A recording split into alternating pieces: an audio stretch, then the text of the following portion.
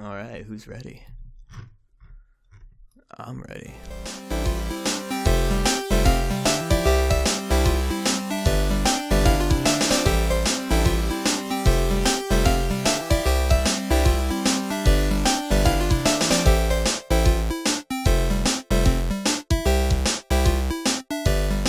Welcome one and all to Object Podcast, the game dev show featuring members of the game maker community. My name is Lazy Eye, and as always, I am joined by my co-hosts Maseda and Seabass. Our guest today is Seth Coster, one of the three brothers of Butterscotch Shenanigans, the independent, critically acclaimed studio behind the ever-popular game Crashlands, which just released on Nintendo Switch on November 8th, and their upcoming release, Levelhead. Seth is a technical mastermind behind Butterscotch, taking care of all of the programming that goes into their games, as well as many company-side operations such as finance, business, and law. Seth, it is a pleasure to have you on. Hey, it's great to be here. Before we even get started, it's worth pointing out that you are no stranger to podcasts. Butterscotch has their own podcast called Coffee with Butterscotch, which is described as a game dev comedy podcast, which definitely lives up to its name. You guys are on your 178th episode, I think. Somewhere 79 in that this week, 79. 179. Yeah, so that's a lot of episodes. Yeah. I think the first thing I just kind of want to start us with, because I know that you have listened to episodes of the podcast, is for us and just for people interested in the medium in general, what are some things that you've learned about podcasting and game dev podcasts, and what advice would you give to people? Because I can, for one, say, I think I've mentioned this in another episode, but it is way harder than I expected. It certainly is. Like I'm good at talking in general, but it's exhausting. So yeah. Okay. So there's just a couple of things that we learned early on that we totally screwed up. One is learn how to use your mic. You might actually have a good mic, and you might just be using it wrong. Uh-huh. So we had this mic that I'm using right now is the same mic that we started with. And if you listen to our early episodes, it sounds like I'm screaming from across a bridge or something because this mic needs to be about 3 inches from your face. Right. And if it's on the table or something, it sounds like crap. So you got to do that. And then also consistency is super important. So it's generally accepted that like if you miss an episode, then you will generally lose about half of your listenership. Just so because people kind of build their routines, right, around like their work schedule or whatever. And if they miss it, if you miss an episode, then a lot of times people just don't come back. Right. So, I mean, those are some things that we missed. And we had about 4,000 listeners per week around the time we launched Crashlands. We got busy working on the game, missed a week, came back and lost 2,000 people just like that. Yeah, because they break that routine. Yeah. So there's just a couple things that are, I think if you do a little reading on it, you start to pick up on these kinds of things. But yeah. Yeah, it's funny that you mentioned using the microphone correctly, because as some people are pointing out in the chat, I am infamous for in our very first test episode, which wasn't released. It was just a little test episode we were recording. And the months leading up to this. Oh yeah, it was for a long time. I had my microphone facing backwards, and someone pointed out this to me after the recording, and I was like, "Oh wait, it goes this way." I turned it around, and apparently my audio was like so much better, and it blew people's minds. So that's I haven't heard of that move. Yeah, it's a little bit unique to me, but. Yeah, I have that episode edited. It's sitting in the archives. Yeah, we could totally release that someday. Oh no, with my microphone backwards. Maybe, yeah. I think for us, what we found is that doing the podcast actually has become it's become an important way for us to regularly get something out to our players. Because you make a game, it takes years, and nothing is really happening in the intervening time, and having that as part of the schedule, I think it allows our players to kind of feel more connected to us, and it also forces us to step back from our work regularly and just kind of talk about it, which is actually really beneficial for us as well. So if you're not making a podcast, do it, even if nobody listens, because it's just very therapeutic. Just speak to yourself, like standing in your closet to get good audio for just you and run over what you've been doing, and it'll help you a lot. Our early episodes were recorded from in a bed. In the same bed? Yes.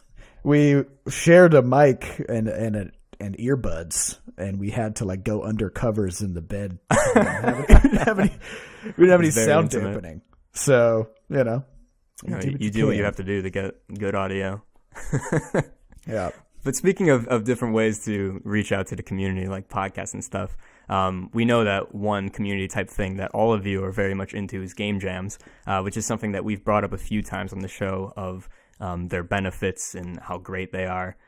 We've even had people recently suggest that we should host a game jam, which I'm very excited by the idea of that. But as someone who I would consider up in like the game jam experts and all of that, what would you say are some of the most important things that a host can do for a game jam? Like, what makes a good game jam? And then if it goes smoothly, what are the lessons and things that people can take away from them that make them so valuable? Okay, so as far as organizing a jam, you're going to want to have a good theme. Oftentimes, people put together these really amorphous themes. The things that we found work the best are verbs and nouns. You know, don't get cerebral when it comes to the theme. We once did a jam where the theme was open to interpretation. Like that was literally what the theme was. And so everybody came up with just completely random crap, right? So having something concrete for people to build the game around. So yeah, just like an animal or an action or whatever, right?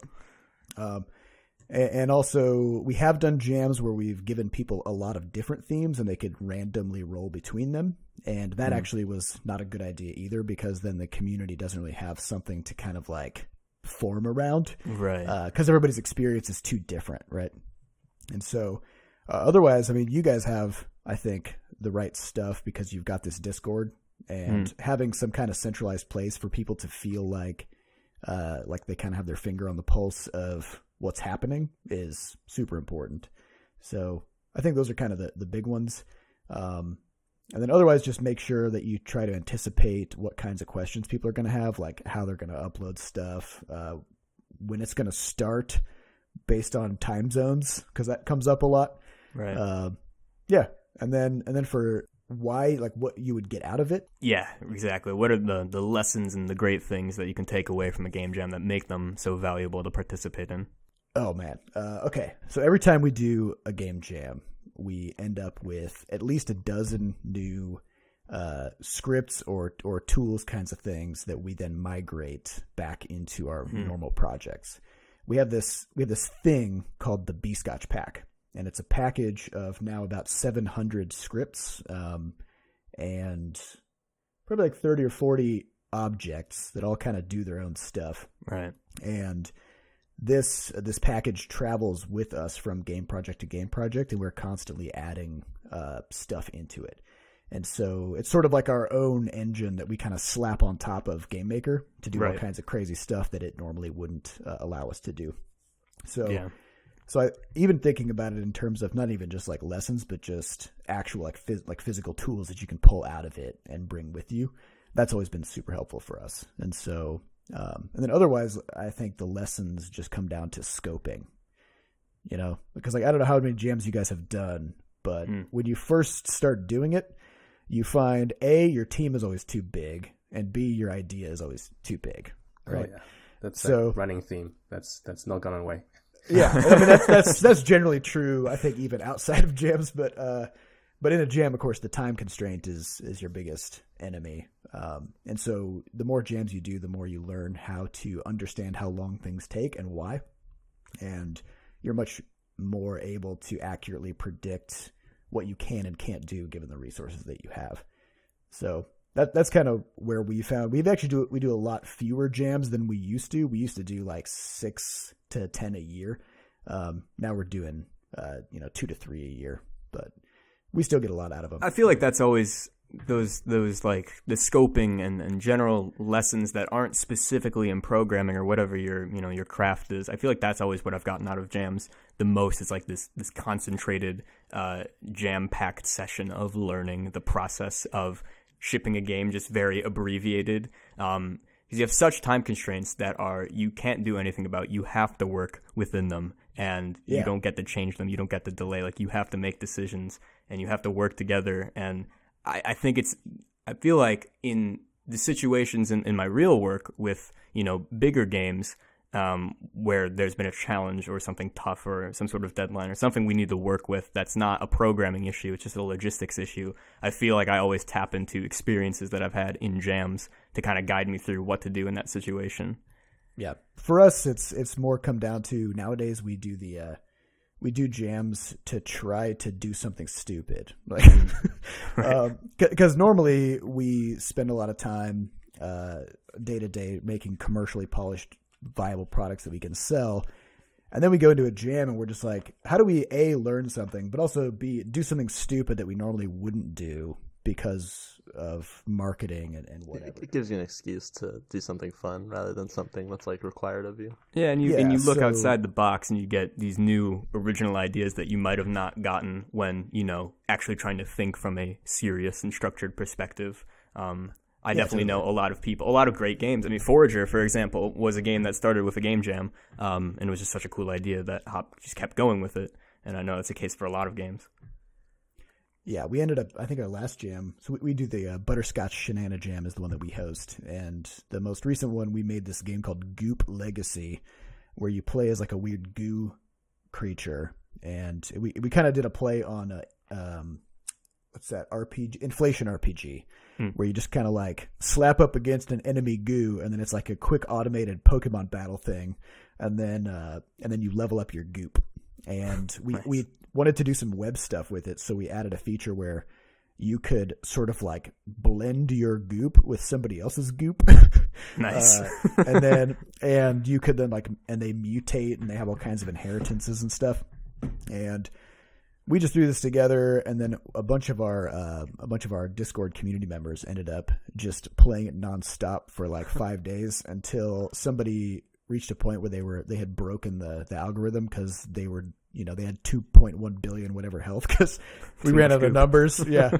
So I mean, every now and then we do something that we think is just kind of dumb, and then it turns out that people are actually kind of into it, which is pretty fun to see as well. Right. Which other jams do you participate in? Personally, I do Ludum Dare whenever I can, or however people say that. I feel like it's Ludum Dare, but that doesn't make sense to me. I feel like I've heard that said. Yeah. So I try to do that one, and that's actually one of the ones that's the first one I ever did. And otherwise, we have a lot of jams here in St. Louis. There's a pretty bustling game dev scene here. So we have a global game jam in January. That's usually about like 250 to 300 people participate in that one here. And then there's other jams throughout the year. So we try to make appearances at those. And those are in-person jams, right? Yeah. I've never had that experience. How's the experience different if you're in person? It smells a lot different. You get 300 game devs together for 48 hours, and put them on a time crunch. Yeah, nobody's sleeping. Yeah, that's why I stopped going to LAN parties. Well, you've sold me so far. we actually. We found that once we started actually publishing games, and we kind of had a harder time going to jams in person and working there because people wanted to stop by and like ask us a lot of questions about what we were working on. And so generally we kind of show up at the beginning, we chat with people and kind of mingle a bit, and then head back to our office, work on the game, and then come back at the end.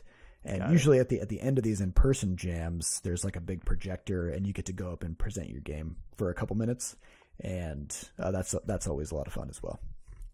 Sounds nerve-wracking, because all of my jam games have been horrible, buggy messes. But I mean, that's true for everybody, right? So everybody kind of gets up in front of each other, and they're just like, yeah, I made this weird broken piece of crap.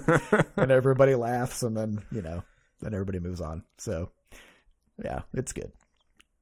You mentioned the B-Scotch pack, as you put it, of all the scripts and objects that you've created. And you told me a little while ago about some of the tools that you guys have developed to assist you in your game maker development, which interests me because a lot of this stuff is similar to tools that I have developed, and it's exciting to see people using these in a professional pipeline. So I know the ones you told me about are Ink Pump and GM Modbot, which you have. So you want to tell us about those? Yeah, so the Ink Pump is our way of automating the art creation pipeline. So we use Inkscape, which is a vector graphics program that's open source. So it's like Adobe Illustrator, but better and free. So the great thing about SVGs is you can export them at any size. They don't lose fidelity. And also the files are just made out of math. They're not binary files like an image. And that means you can run sort of different scripts or functions on those SVG files and then use command line stuff to force Inkscape to then like export things and whatnot. So our artist, the way our art pipeline works now is our artist Sam will put stuff together. Whenever he's ready for it to go into the game, all he has to do is draw a rectangle around it, which then creates the bounding box. And when he saves it, the SVG goes into Dropbox, and we have a little robot that lives in Dropbox named the Inkbot. And the Inkbot just watches for changes to these SVG files. And whenever they get changed, then the Inkbot digs through the file structure, figures out what changed, and then packages that up into a fully ready-to-go sprite that can be then auto pulled into GameMaker with the other end of the Inkbot, which is called the InkVac. So the InkVac is something that I use where I just like open up this little thing. I just double click it on my desktop. It digs through Dropbox automatically, and it auto imports every new asset that has been created. So I haven't manually imported a sprite into GameMaker by hand in like 2 years. Are you guys using GMS 1 or 2? 2. Okay. Yeah. And then the Gmod bot is something that allows us to turn a folder in GameMaker into a module. So essentially, like for example, we have this web service called Rumpus, which is our web backend. We could talk more about that later, but Sure. But the way that we keep it sort of up to date is we have everything that's Rumpus related is in a parent folder that's called Rumpus. So all the sprites, all the objects, all the scripts, each have their own Rumpus folder in the GameMaker project. And if we ever need Rumpus in a new project, then we just run the Gmod bot. We point it from one project to the other, and it's like, what's the name of this module? I just type Rumpus, and then boom, it injects that into the other project, and it will also rebuild all dependencies. So if I have already had Rumpus in that project and I've like set up a bunch of attachments and like parent-child relationships with the objects in there, it'll make sure to preserve those when it recreates the project. So we try to do a lot of things to speed up and make things really modular so that we don't have to do anything. We hate doing things manually, as yes. I'm sure you guys do as programmers, right? Like that's why we do what we do, so we don't have to do anything. Can I ask, so how long Crashlands was that your guys' first? That was your first title that you as a team you guys really produced, right? It was our first known title, I would say. Well, we had four games prior to that, which were Telefight 2, Quadrupus Rampage, Flop Rocket, and Roid Rage. Would you say the production value of those, though, like as a developer, like did you put as much time into those projects as you have with Crashlands prior to console stuff? No, Crashlands was a 2-year project. Those ones were anywhere from 20 hours to 3 months. Okay. So, and then my other question then is, so you have all these are crazy systems that you've written. It's super cool, but I have to ask. So for Crashlands, do you feel like the time you put into all these automation and all these tools paid off for Crashlands, or is this something where you're like, okay, cool, I put a lot of time into this, it's going to pay off in the long run with other projects now? So these are things we did after Crashlands because of how much of a pain in the butt it was to do some of these things for Crashlands. So I think, let's see, the one big tool that we made for Crashlands was a campaign editor called the Crashlands Creator, and that was a web application that allowed us to create NPCs, quests, outposts, like all the custom built story stuff in the campaign was all built through this web tool that we used, which would then package the campaign up into a binary file, and then the game could download that so that we could also patch the campaign in real time. So that's kind of like the one big tool that we made for Crashlands. We saw the benefit of that. It took about 3 months for Adam, our web developer, to make that tool. And then once we had it, then Sam, our artist, was able to build the entire campaign in in about 2 months with a month of polish after that. So it was a pretty fast turnaround once we had the tool. So we're doing a lot more of that going forward. It's kind of amazing how much time these kind of tools can save you, and you don't really realize until you do it. I've been working on a game that has it's fully animated and has voice acting, and so adding all of those sprites and sounds took me forever. And then one day I was like, I could probably automate this. I've learned to feel like that anytime I tell myself, man, some intern should be doing this, I'm like, oh, I need to write a Python script. That's just what needs to happen right now. Yep. And it's amazing how much time it saves to just press a button and have everything named and imported and done. And on one hand, that's kind of like my favorite part of developing for GM, not because it's a benefit to have to do that per se, but because I personally enjoy it. But looking around at other engines, you'll sometimes see that a lot of these kind of tools and stuff that we're building already kind of exist natively. And I do wonder if you guys have considered at any point leaving GameMaker, or what has kept you here with GameMaker, and how did you get here in the first place? So we got here in the first place primarily because that's just where we started. It's kind of a use the thing that you know. So I started learning how to program in 2010 when I was in law school, and I learned it through drag and drop in GameMaker. So and I did that for about 6 months, and then I transitioned into programming just using GML. And after another few months of that, then I dropped out of law school, and I was like, sure, I'm far enough along. Let's do it. I'm a professional, right? I've been doing this for 12 months, and I've been programming for 3. So that was where I started. And what I found, though, is that even with that sort of rudimentary skill set, that GameMaker was fast enough and good enough that I could still execute most of the things that I wanted to do in a pretty short time span. And so for a while, for about 8 months, I did work at a studio that used Unity. And I was amazed at how powerful it was in a lot of different scenarios where maybe GameMaker at that time was kind of lacking, but also everything took forever. I mean, the number of steps that it took to do some of the simplest things in that you would do in GameMaker, like set up a sprite or a font, right? Yeah, it's like one step in GameMaker and like 23 steps in Unity, And so after 8 months programming there, when we founded the studio, we switched back over to GameMaker, also because we felt like as a 2-man team, 2D was much more manageable for us in terms of what we could produce. And so I think, like there's probably some stuff that other engines might do natively, but we've already solved a lot of those problems anyways.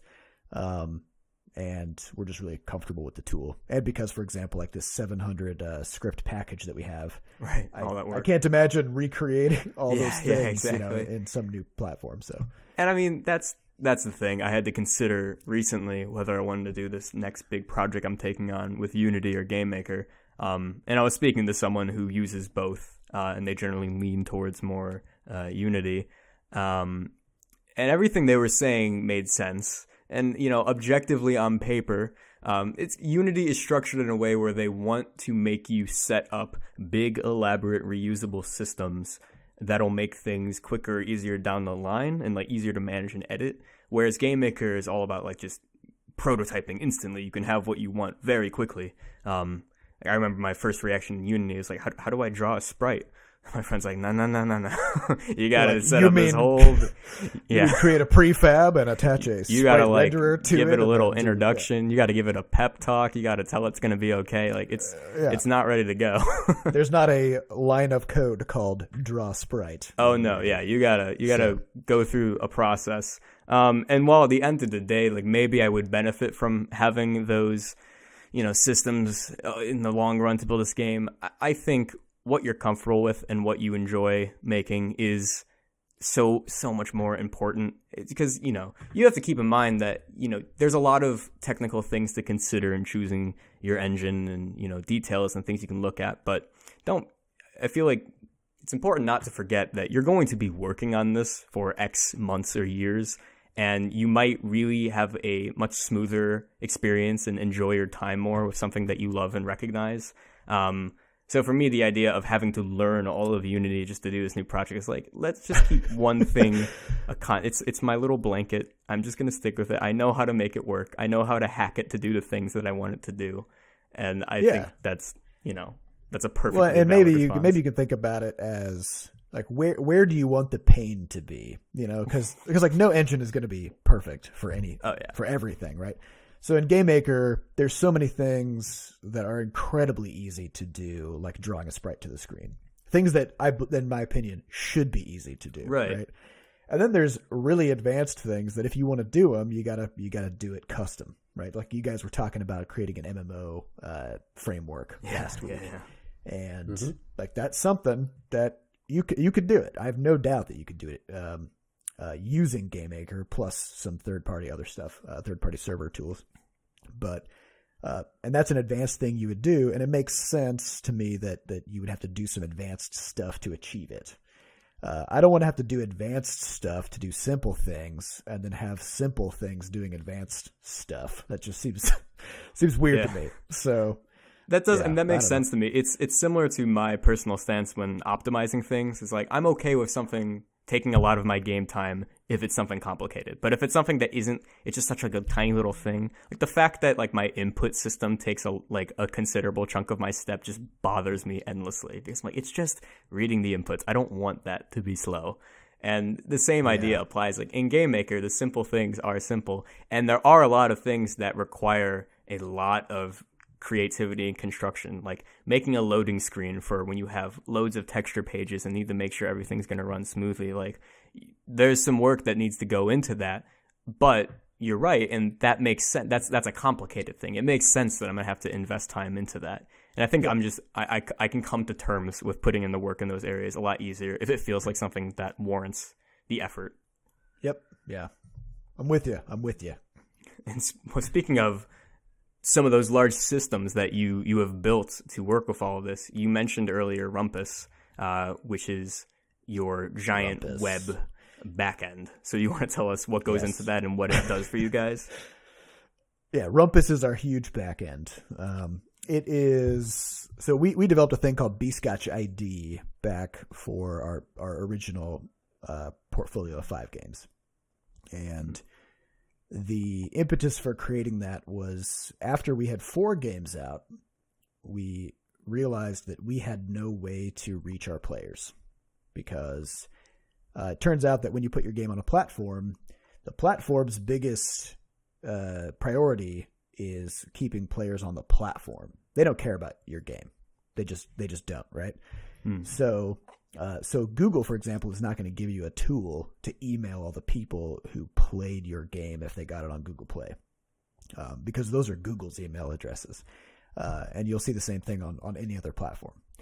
So we realized that the only way for us to be able to grow our community and roll our fan base forward and let them know about future game launches is if we had some way to keep in touch with our players.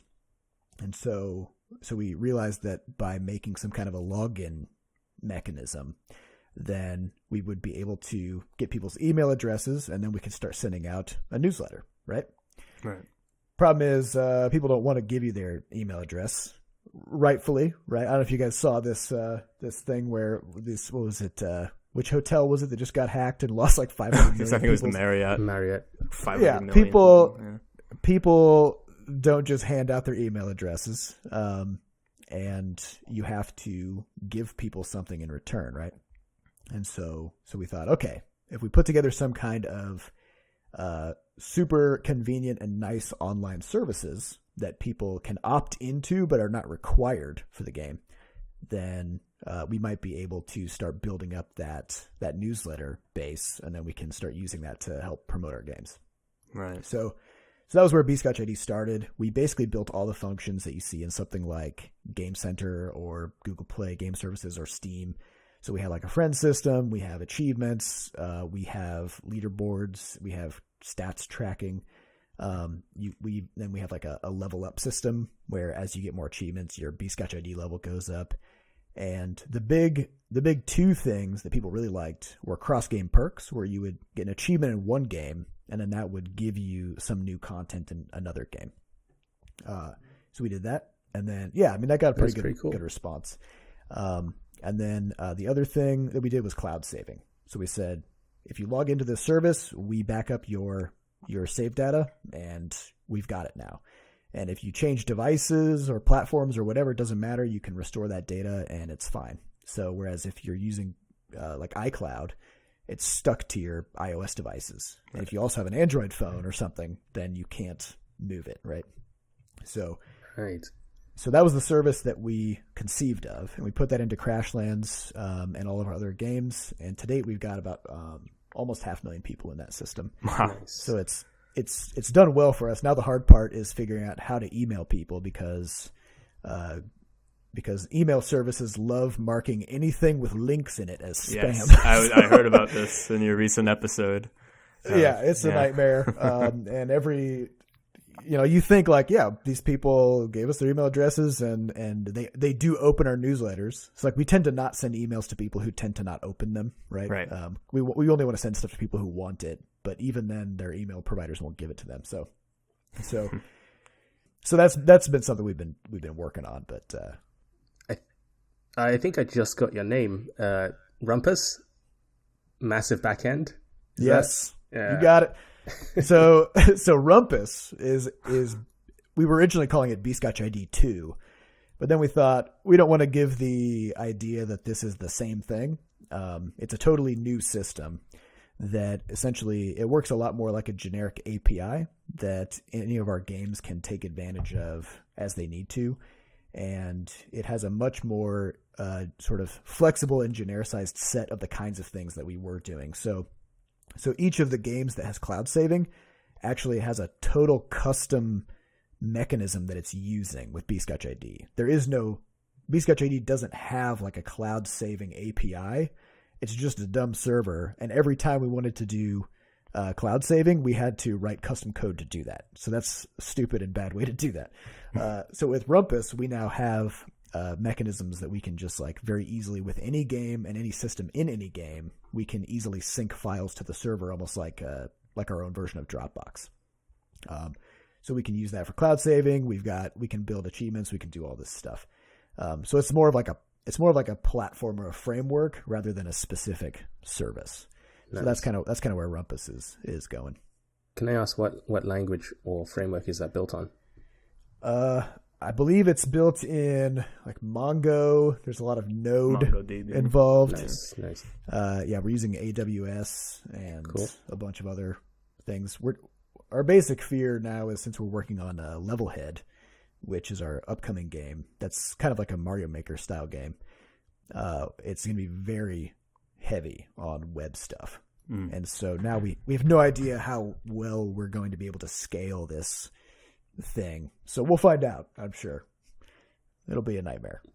Well, speaking of the nightmare, let's hear more about Levelhead. So you said it yourself, it's a Mario Maker type game. So what was the conception of this game? Because I know some of your ideas come from game jams or from weird things in general. Does Levelhead have a cool story of where you guys got the idea for it?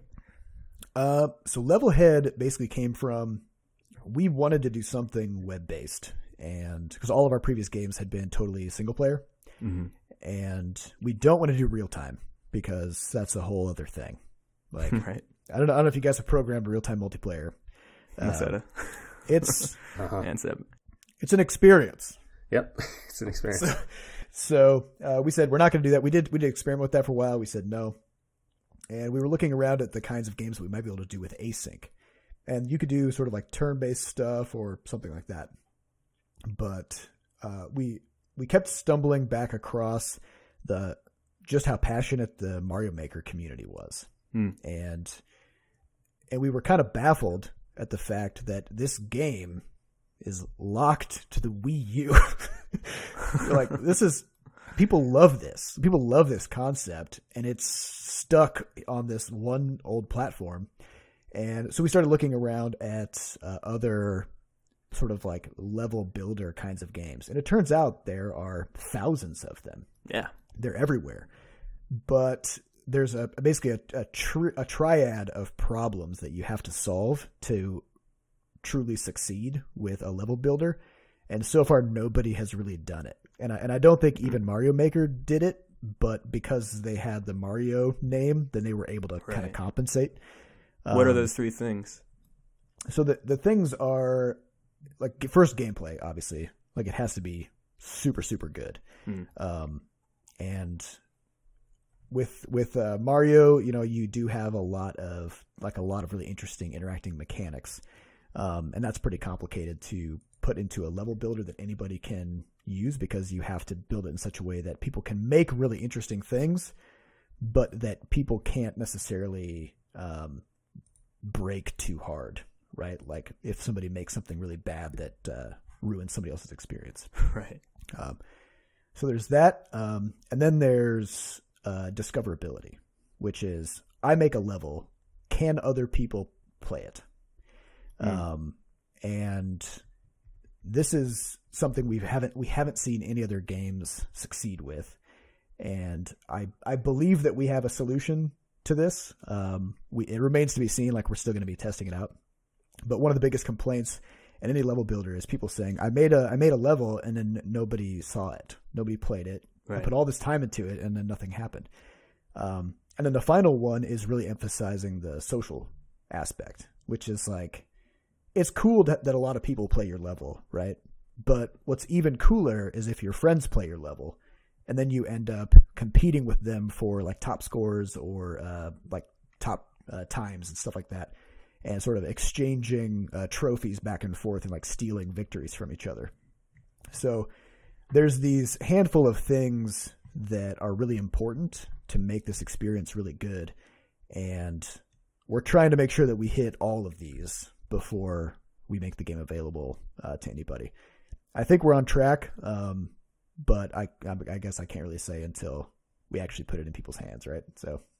So this solution that you've mentioned, I think I heard you guys discuss it a little bit in your podcast of how you can do the curation for new levels. So what is that solution that you guys came to?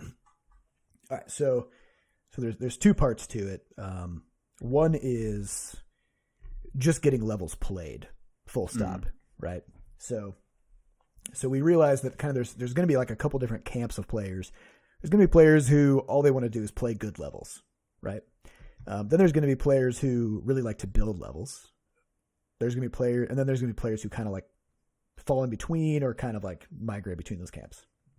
So we were setting up a system where we're essentially calling it the QA basement, where when you first build a level, you have to bring it to the QA basement, which is where brand new levels go to get sort of verified, to get tested by the community, right? And the way that you boost your level's visibility in the QA basement is by playing other people's levels in the QA basement. So you put your level in there, and then all you got to do is start playing other levels in that same list, and your level's score goes up, and that's the score that's used for sorting. And so everybody who goes to the QA basement will see the same list of levels, and once a level gets enough plays, then it graduates from the QA basement and it goes up into the tower, which is where all of the sort of like verified levels go. Gotcha. It's kind of like a little twist on the whole green light system, except you have to be sure to participate in other people's work to get yours seen more. Yeah. And so, and because levels are guaranteed to graduate from the QA area once they get enough plays, then it's not a static list. So like, I don't know if you guys have looked at the top games list on something like iTunes, but it's been the same list for 5 years, right? Right. So this wouldn't be the case in here because games graduate out of the QA section. So there's that part, and then the second part is like, how do you play good stuff? And most maker style games simply don't even try to do this. Instead, they just have you play random stuff, right? And so we thought, maybe people do want to play good levels and not just completely random ones. Right. And so we were originally conceiving of trying to do some kind of a rating system, but then we realized that rating systems are also inherently biased, and they, like, depending on how we ask and when we ask people to rate levels, we're going to get different answers. So we thought instead we should just look at how people engage with levels. If you have a level that people keep coming back to, that they are competing with each other for top scores on, that they tend to like replay a bunch, or that they spend a lot of time in and don't quit out of frustration, then we can pretty confidently say that that level is probably pretty good, right? And so we use the statistics generated by player activity on levels to sort them by quality, so that if you go to look at levels to play, and you can just look at like the best levels from the past week, and if you just go down that list and play those levels, you should be guaranteed to have a pretty good experience, right? And so that's the philosophy that we're taking with it, because finding good stuff to play should be easy, and getting your level played should also be really easy. So I think our solution is sort of on track, and it also has a natural solution to some other problems. Like it's like we have these boom boxes in the game that you can use to create music with. Like they play music notes, and you can put together machines or mechanisms that make these boom boxes play different notes, and somebody could technically like make a song with these. But somebody could also use these to make a level that just screams horrible sounds at you, right? And that sucks for the person playing it. Right. But what that means is somebody's going to enter that level, they're going to say, I hate this, and then they're going to leave, and then that tanks that level's score in terms of like how people are engaging with it. And so those kinds of levels will rapidly fall to the bottom of the list, and nobody will see them. And so I used the analogy just in our community Discord today of if you go onto YouTube and you upload a video of you just screaming into a microphone, like that's something you can do. Like nobody's going to stop you from doing that. Right? It's within your power. You're within your right. And Google or YouTube, they're not sitting here being like, oh, what should we do about this? Because they don't have to, because YouTube's algorithms will naturally sink that terrible video down to the bottom and nobody will ever see it, right? Because as soon as somebody opens it, they'll say, oh my God, and then they'll immediately close it. So that's the kind of system that we want to create a self-balancing system that it brings good content to the top. Gotcha. I want to hear about the beginning of your team. I love hearing the startup stories, because yours has to be unique given how large you guys are now. Okay, let's see. So I had always wanted to make games, and No, from the day you were born. Well, I mean, we're all three brothers, so we have the same origin story. So I'll just kind of skip the first 20-something years. Okay. So I ended up going to school for economics and finance undergrad, became a chartered financial analyst, and started law school.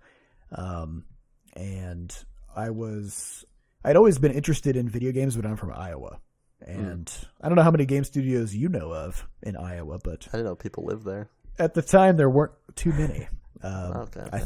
I think the original Guitar Hero studio was in Iowa City, and they got shut down. So they got purchased and shut down. Or Harmonix or whatever. Yeah. Yes, something. So I had always been interested in it, and it wasn't until I came across Game Maker in 2010 that I realized, oh crap! It turns out you just have to start doing it. Right. Like you don't actually have to wait around for somebody to hand you a game dev job. You can just start making games. And so that's what I did. Over the first year, I started just working on big game projects. I kind of like moved to the back of my classes in law school, and I was just working on games instead of taking notes. After a year, I realized I am paying a bunch of money to not go to class. So that's kind of a dumb thing to do. So I dropped out of law school, moved down to St. Louis, and got a job at a studio here. And my brother came with, and we started doing game jams together. And what we kind of felt doing game jams was we'd go to a jam, and we would just be, it was like our brains were on fire. You know, like we're just making crazy stuff and just blazing through idea after idea. And we would always come out of those jam weekends with something like interesting. And then we would go back to our job at this sort of mid-sized studio of like 20-something people. And then it's like meetings meeting after meeting after meeting. And somebody had an idea about like what color the buttons should be on the UI. Let's schedule a time on Thursday afternoon to talk about that, you know. And so we kept kind of like rapidly bouncing between these high intensity, extremely engaging jams, and then going back to the more sort of like slow bureaucracy of a mid-sized studio. So we kind of asked ourselves like, what could we just not do this? Like, could we not sit through all this stuff? Yeah. Can we bring this sort of like intensity of a jam to just our general work? And so after about 8 months at that studio, we left and started working on our first game, Tau Fight. This was in end of 2012. And we made that in 3 months. We launched it and just lost a ton of money. we made it as a pay upfront game, launched it on mobile. I think we sold maybe $1,500 worth of copies, which is actually pretty good for the Google Play Store. That's incredible. Yeah, 0 is the average. So we were in IGN. We were we got write-ups everywhere. We were the top-rated Android game to come out in that entire quarter by critics, and it made $1,500. So well, that happened. That's pretty good for 1 month. I mean, worked on for 3 months, but that's all right. Yeah. So that kind of was like our moment where we thought, okay, we're kind of on track in the sense that we made a game that people at least kind of liked, but almost nobody played it. So next phase was make something that people will play. So we started working on our next game, and we were going to make it free, and that was when we made Quadrupus Rampage. That was another 3-month project, and we made it free to play. We put some in-app purchases in it, but we did put a cap on it. So like once you spent a certain amount of money, you just had everything, and there was no more money to spend because we didn't like the whole constant monetization idea that a lot of free games use. Yeah. So we did that, and we ended up with about 2.5 million players from that, and compared to the number of players we had, we still didn't really make a lot of money off of it, but it was enough to kind of like keep us afloat, like to keep us at the break-even level. Right. So after that was when my brother Sam, so it was still just the two of us, that was when he was diagnosed with cancer, and we were still working on some small mobile games, and he had a really bad prognosis, and we were kind of looking at this game that we were working on. It was called Extreme Sloth Cycling. It was like an endless runner. It was pretty goofy, but at the same time, so he was kind of like facing his mortality at 20. Pretty contrasting themes here. Yeah. Right. Yeah. And he was like, I don't know if the game that we're working on right now is the last game that I'm ever going to make, but if it is, I really don't want it to be Extreme Sloth Cycling. So I was like, whatever you want to do, man.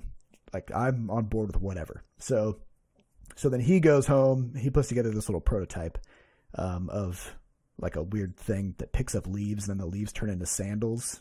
And he was like, it's a crafting game. And I'm like, I'm on board. Let's do this. So that became Crashlands over the next few months. But it kind of came to be that we realized that kind of a game is just huge. Like, it just takes an incredible amount of content for it to reach a point where it's compelling. Because crafting one thing is not interesting. You need to be like working towards stuff, right? And so it became this huge 2-year project that we worked on. And we launched 2 other games in the meantime. And also during the course of that development, our older brother, who just got his PhD in molecular biology, he came to join the studio after he graduated. Also, in part because of the uncertainty around our sort of family situation. And he was like, if this is the only chance I have to work with my brothers on something cool like this, I'm going to take it. So he ditched science, he ditched the academic career, and came to work with us, and he became our web developer. Wow. So yeah, and he had no background in that, and Sam had no background in art, and I'm a self-taught programmer. So we came from completely different directions. So nowadays, Crashlands we launched it in January of 2016. It's gotten over 500,000 players. and we did some work on trying to like expand the studio and grow the team a little bit and kind of explore some different projects. And now we've been working on Levelhead for about a year now. So that's kind of the rough outline of our journey up to this point. So for Crashlands, which, kind of started and continued as a very personal form of expression for the three of you guys just to have together, what was it like? Was there ever like a specific moment? Because you guys had already had you'd gotten attention for your games prior, but was there a moment where you suddenly realized that Crashlands was going to get the reception that it did eventually get? Was there a singular moment where you're like, oh, this project that, well, yes, we were trying to make a really awesome game. It was kind of something personal for us all to connect with. It suddenly grew and blossomed into something much bigger. Was there a moment for you guys where you realized that? And what was that just process like to digest that this personal game of yours was going to be something that was something more? Honestly, it wasn't really until we did our Greenlight campaign about a year and a half into development. Mm-hmm. The game had been getting a pretty bad reception up to that point. Really? Yeah, we showed it at GDC a couple times, and most of the times we showed it, or most people we showed it to, we would start explaining the concept of stuff, and they would immediately, their eyes would just start wandering other places. It was very heartbreaking. But then when we did our Greenlight campaign, that was our first opportunity to take advantage of our Butterscotch ID newsletter system. We had about 40,000 people in it who came from Flop Rocket, and we're like, okay, let's try this thing out. Put Crashlands up on Greenlight. We sent out those emails, and we burned through our Greenlight campaign in 42 hours. Wow! So with like an 80% yes rate. So we were just like, oh, okay. So like people might actually want this thing, But at the same time, we still had a lot of work to do, and we still hadn't really gotten a good reception from people who had played it. And Can I interject a question real fast? Yeah. As you mentioned at GDC, it didn't get very good reception. I have found, in my personal experience, that developers are very cynical towards each other, and what developers will tell you won't do well, customers will tell you the total opposite. Well, this was press. Right. Well, you know what I mean? But like, they still aren't like customers. Like, yeah, I know. Like, yeah.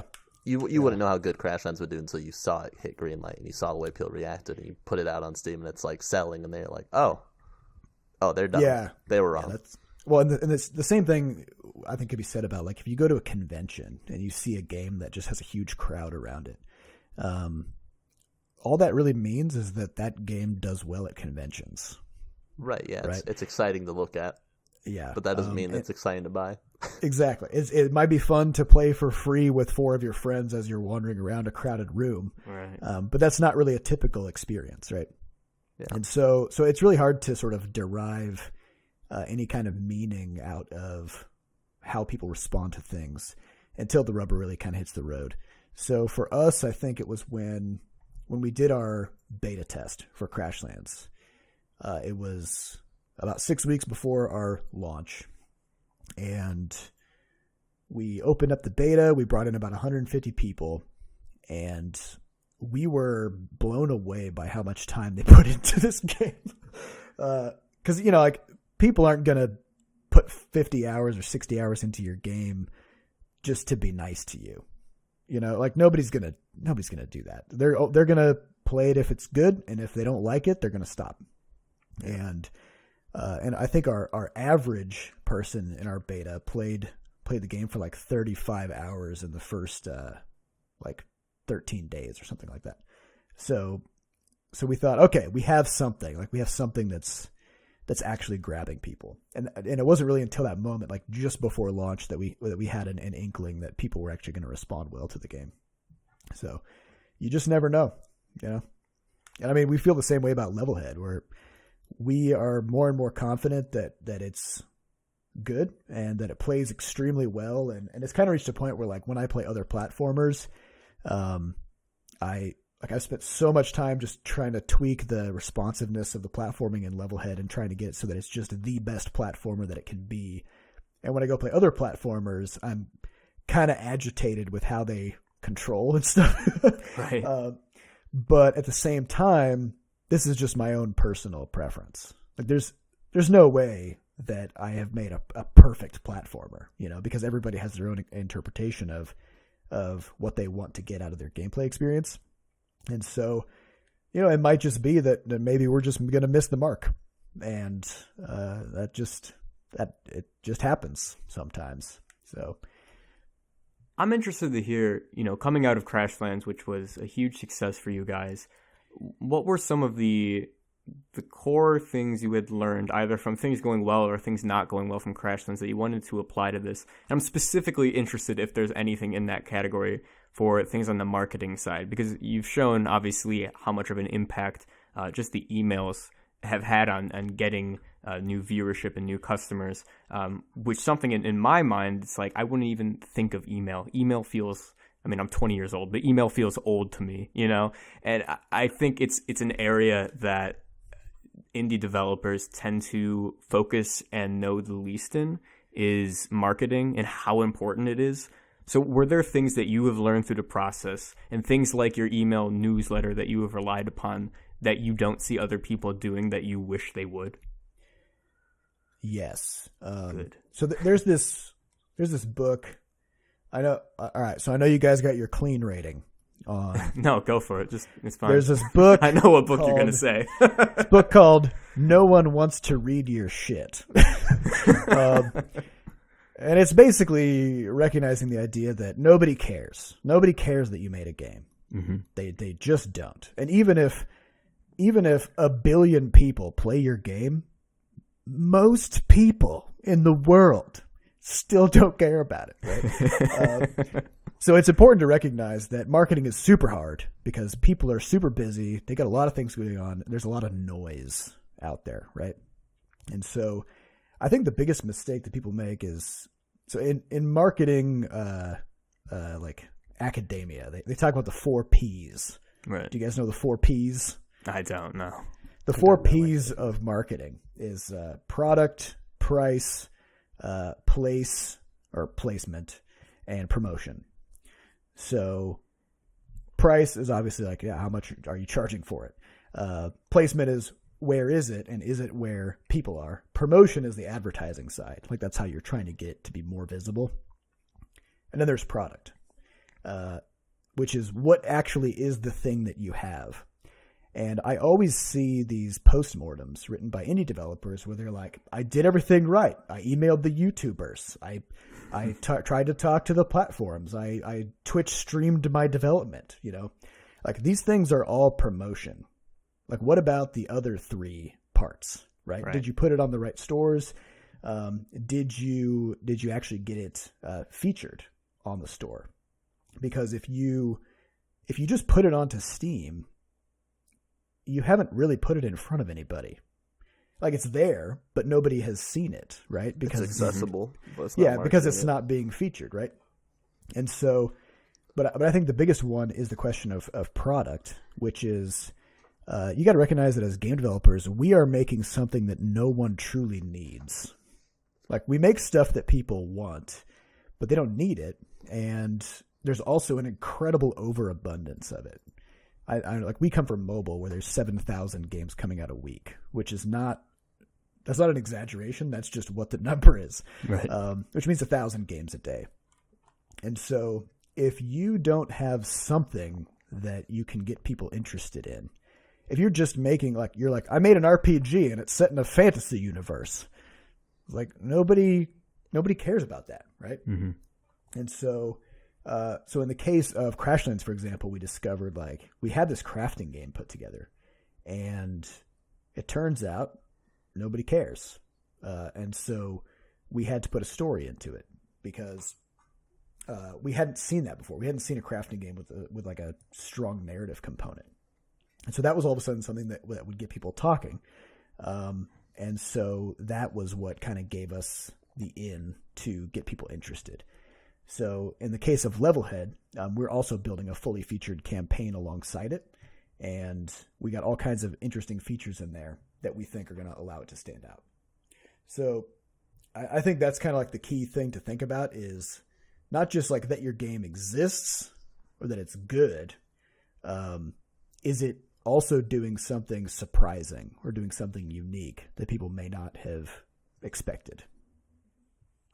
Do you think that people often don't even realize what those things are about their game? Like they'll show people what they expect people want to see, and then audience members will actually pick up on something else, and they'll want to see more of that, and people just aren't even able to see in their own games what makes them special and unique. Yeah, I think that happens a lot. I mean, I think of the game Tribes. Have you guys know this game? Yeah. So Tribes had this bug where if you held down your space bar to jump, you would slide down hills. and if you used your jetpack, then you would never touch the ground. And this was a bug that happened during development, and it ended up shipping with this bug. And it turned out that this became the preferred way to play this game, and the players called it skiing. Right. And it turned out that this was like the big selling point of Tribes. And then that became like, as the sequels came out, skiing was like the core mechanic of the game that set it apart from everything else.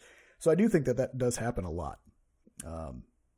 And I think a big part of that is just getting your games into the hands of players and then just watching what they do. So if you see people reacting to things in your game in a really interesting way, or if they're really surprised by something, then you should try to figure out how to exploit that, like how to double down on that design and make it into something even more interesting. How early would you put games into public testing? Oh, man. I am not the person to ask about this. So we actually brought, I guess it depends. When you're saying testing, you're meaning like an alpha test or a beta test, right? Sure, yeah. For Crashlands, we did it after a year. We figured the game was about half done, and that was when we did our alpha test. But I think, I don't know. In our case, we don't really have a strong, what you guys call like a production timeline. Mm-hmm. Like we don't put deadlines on ourselves. We just iterate a lot and try to figure out what's fun about the game, what's interesting. And so it was the case that like we did a Crashlands alpha after a year, and by the time we got to the beta a year later, almost none of the systems still existed. So we spent a whole bunch of time testing a thing that ended up ceasing to exist. And so we've kind of reached a point now where we have to ask the question of like, what is the test for? If you're testing to just like see if a mechanic is interesting or fun, then you should just test it as soon as possible. If you're testing for bugs and trying to just like smooth out the rough edges, then it's fine, I think, to just wait quite a while until you're a lot closer to release, if you're really confident that you have something that people are going to respond well to. So the lawyer answer is, it depends. You mentioned your iterative approach, and I'm interested to hear just kind of how your development process looked like for Levelhead thus far. And also, which is one of our questions on Twitter from Redbeard, how has the success of Crashlands and just the success of the studio in general influenced your development? And that can be in terms of how you're actually working, what your day-to-day looks like, or even the pressures that you feel are placed upon yourselves to live up to hype or things like that. What has Levelhead's process looked like, and has it been influenced by Crashlands in the terms of its success? Okay, so the Levelhead's development has been it's been interesting. We hit a point really early on. We started showing the game 11 weeks in. We have videos that you can find on YouTube of us at GDC in March, which was 11 weeks into development, showing off some of the features of the game. At that point, the game was structural. Like we had kind of like written out like, here's what goes into a maker style game. You need an editor, you need gameplay, and you need some way to find levels, right? Right. And so we had kind of like checked those structural boxes. And we had some ideas on where to take some things, but otherwise, like the game was like, you jump on enemies and they die. there's not really a whole lot of other interesting things happening, and it's just like a real basic generic platformer. So at a certain point, we reached a big mechanical breakthrough, or a couple of them actually. The first one was multiplayer, where we added a same screen co-op, and that just kind of like blew the lid off of it, because there actually aren't that many builder games that are also co-op. Like you guys, I think I had mentioned like Ultimate Chicken Horse, right? Where you're not actually trying to build levels so much as just building ways to troll people. Exactly. In that game. But I mean, it's similar, but it's a little bit of a different approach. But that all of a sudden made the game incredibly compelling in ways that we hadn't anticipated, and it also opened up a whole bunch more questions. So then we started adding some new game modes, which we haven't actually revealed publicly yet, so I'm not going to talk about that. But we kind of realized that like the game is viewed from the side, and it has like this platformer kind of a vibe, but you don't necessarily have to play it as a platformer. And I think one of the game modes that we have revealed is this like auto runner mode, where instead of having like controls on the side, now you just have a button that jumps. And so now all of a sudden you can build completely different levels with completely different mechanics, because your character never stops running, and whenever they hit a wall, they turn around. So then that brings in some new items we can add. So like speed boosters and brakes, which we kind of borrowed from swoop bike racing from Knights of the Old Republic. If you guys, yeah. So having new game modes then allows us to bring in more stuff, and then having more game modes lets us think of even more game modes. So that happened, and then the final piece was we added this little grappling hook to the character. And it's used to pick up items. So you can kind of think about, like in a lot of platformers, you can like carry a thing, like pick up a turtle shell and throw it or whatever. And we modified that in a couple ways. One is you have this little tow cable that shoots out about like 3 tiles worth. So your character's about 1 tile, right? So it's like 3 character widths. You can grapple your friends. So you can shoot your tow cable at somebody else in multiplayer, and you can literally carry them through a level or hurl them across a gap or whatever. Okay. So that's super fun. But then that also forced us to start thinking about what kinds of things you could carry. And this then changed the question about the purpose of the game, because in just about every platformer, the goal is to get to the end Right. of the level, right? And we thought, well, now that you can carry stuff, what if the goal wasn't to get to the end? What if the goal was to get something to the end that you have to carry? So we give your little robot this package, and the premise of the game is that you're building these levels to train package delivery robots. Okay, so you have this package that you have to bring to the end of the level, which means you got to carry it on your back. So this opens up a whole bunch of interesting scenarios where, for example, if you're carrying your friend on your back, then you can't have the package. Right. Or anything that you're carrying, you can only carry that thing, which means there are all these situations where you have to ditch the package and figure out how to do something else, like carry a key to a door and throw that in there to open that up. Or maybe you have to like throw your package onto a bunch of spikes so that you can jump onto the package as like a platform, and then you have to jump off of it and like pick it up as you jump off of it and try to execute like an interesting move that way. So once we added this in, then all of a sudden Levelhead became its own thing. And like up to that point, it felt like it was largely a sort of a carbon copy of like an amalgamation of various platforming mechanics that we had found. And it wasn't until we had stumbled across this idea of delivering this package that the game like gained its own identity. I felt. How long into development was it when you had this realization? About 7 months. Okay, wow. Here's the thing. I mean, you iterate long enough, you're going to find some stuff, right? You just have to be open. And I think this is something that you often see with developers. They start working on a game idea and they aren't happy with it and they ditch it. And anybody can start a game, and it's always easy to be excited about a game really early in dev. But once you really start working on it and you start to be like, oh crap, this is not actually as fun as I thought it was going to be, right? That's the point where most people kind of bail and they think, it's my idea that was the problem. Right. And I'm going to make a new project with a better idea. So you start working on that project for a month or two. And it turns out, no, I guess this idea wasn't as good either. And then you just keep sort of like rapidly ditching projects trying to find the perfect idea. When really, it's like we have a saying in our studio, which is ideas are worthless, because they don't mean anything until you execute on them. So I see we're getting some good responses to me saying this. You are hitting the nail for a lot of people in the chat right now. Yeah. But this is why, like, if you're a developer and somebody comes up to you and they say to you, I have a great idea for a game. And you always say, I don't care. Because somebody giving you an idea is worth nothing. So why would you think that you having an idea is worth anything? Right? Like, it stands to reason.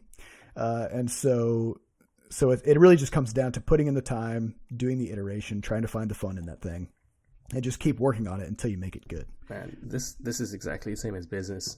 It's like if you have a good idea but poor execution, you can't build a business. But if you have a bad idea but really good execution, you can still get somewhere. Oh yeah. Yeah, I've seen tons of terrible ideas that have made amazing games. Have you guys seen Goat Simulator? the game idea is man. You're a goat. It's perfect. You're a goat. Like, that's the game. And then they went so far as to make Goat MMO Simulator, which is not an MMO. It's a simulator of an MMO, and that's an amazing game. Yeah, I am bread. Yeah. You literally are a piece of bread. But hey, you can take any terrible idea and make a great game out of it. So that's the challenge.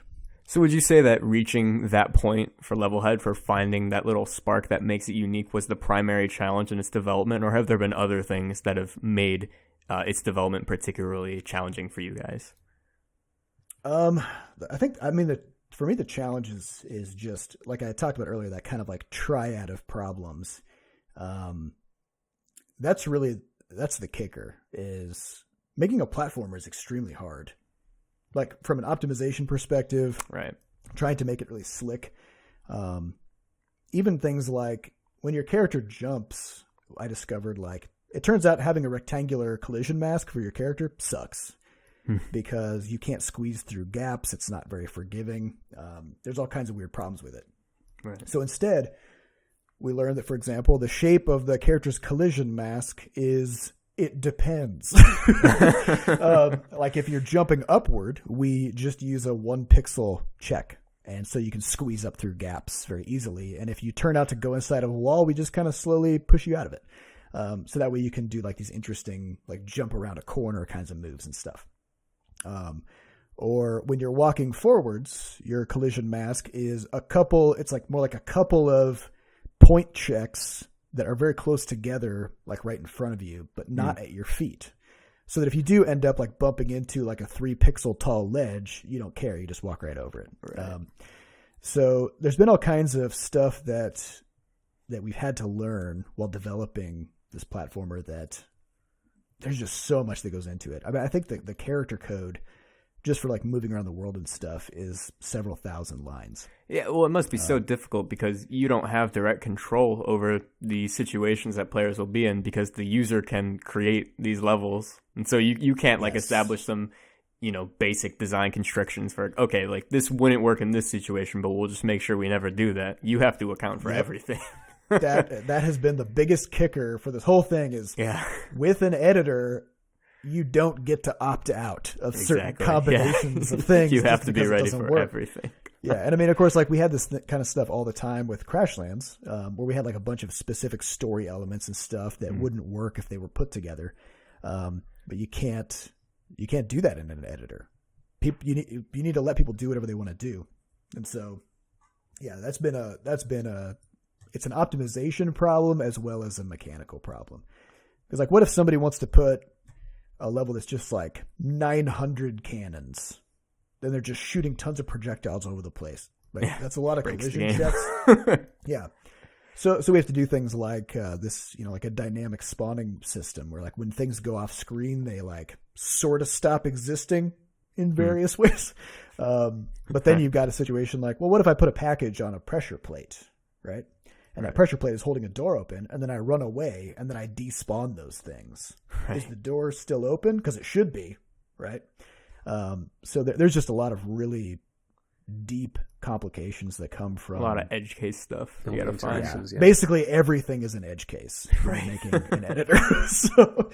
so yeah. And we've actually to kind of like work through this, we've actually spun up our own sort of like small QA team.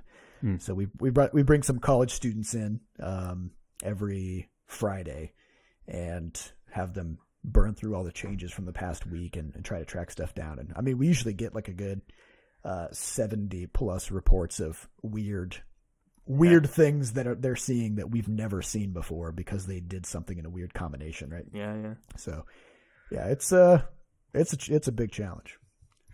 All right, so we're coming up on the hour 20 mark here. Was there any topic that we didn't cover that you wanted to make sure that we got to?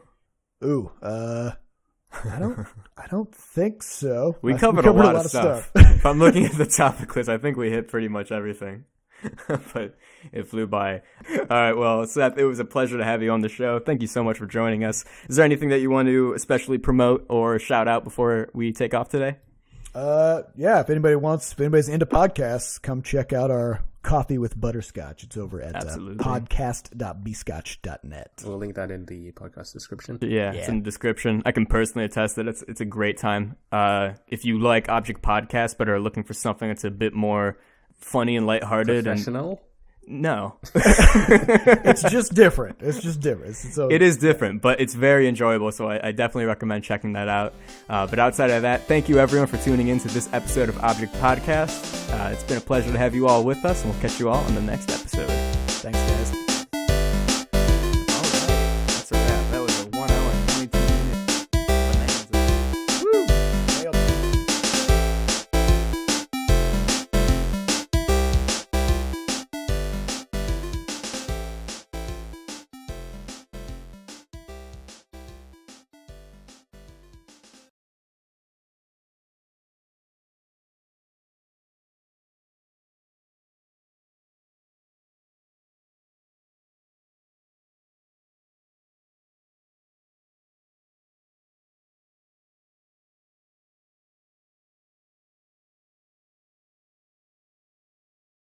We were talking about kaijus before we got in here. Yeah, let's revisit that. This is the first time I've heard the term used outside Japanese. So according to my research, a kaiju is a Japanese film style, think Godzilla, of a giant living creature. And apparently, people love to debate about what is and what is not a kaiju. Like, is Big Bird a kaiju? I would... Clifford, yes. Clifford is objectively a kaiju. Here's the problem with something like Big Bird or Barney. Barney is a small dinosaur. That's not a kaiju. Barney, I swim think, in the on river. paper, is a giant dinosaur. He would be a kaiju. The idea of Barney is a kaiju. But in reality, it's just a guy in a suit. So it's not a kaiju. But so is Godzilla. Okay, so Barney's actually a guy in a suit cosplaying as a bigger purple dinosaur. That's true. Ooh, okay, so is the idea of what Barney is trying to act as a kaiju a big giant purple dinosaur? Can we settle on that? No, because I think because I think Barney is a small version of a T-Rex. Is he? So. Oh, no, now I need to Google Barney. Yeah. So I'm thinking, like, if you take a thing that was big and make it small, that's definitely not a kaiju. Because a kaiju is like King Kong, right? You get a gorilla and you make it real big, and then you're good. Okay, that's fair. Yeah. So the idea, so what we can settle on is it's taking a normal thing and creating a larger version of it. Yeah, but I think it has to be pretty dramatically larger. What about like the Kool-Aid Big Bird Man? to me qualifies. Well, maybe the criteria is like, can it crush a building? Okay. Like a small building. So Clifford, yes. Clifford can crush a building. Clifford, yes. Clifford, yeah. But the Kool-Aid Man can do the same. Because, that clip where he bursts through a wall, he is a larger version. I don't know. Yeah. This is getting Yes, messy. the Kool-Aid Man. Yep, that's a... All right. Yeah, I'm not even sure. The thing that bothers me about the Kool-Aid Man is he made of glass? And if so, how is he locomoting? It's what like are his 1 limbs foot doing? thick glass. Where's his brain? Where's his brain? I assume there are bigger it's questions to ask floating than in the it's floating in the goo in his in his orb. His delicious Kool-Aid. But if his arms and legs are made of glass, then how is he bending them? The physics don't That's true. add up. There are a lot of issues. He's with very Kool-Aid Man. hot, according to the disc. He's just a boiling, Just bowl pure of rage. Kool-Aid. I like it. Okay. Well, maybe this will become a new tradition of pestering our guests of what is and what is not a kaiju. But we're It's important to get to the bottom of this and the top. yeah. But the top This is is way up. This there, was the true reason we started Object Podcast. We don't care about Game Maker. We need to identify the kaijus. Yeah, this is part of the long game. Build up This a was giant community around some game engine. We So you appreciate can- your feedback, but this was the end purpose. How did we get onto this topic? Don't worry about it.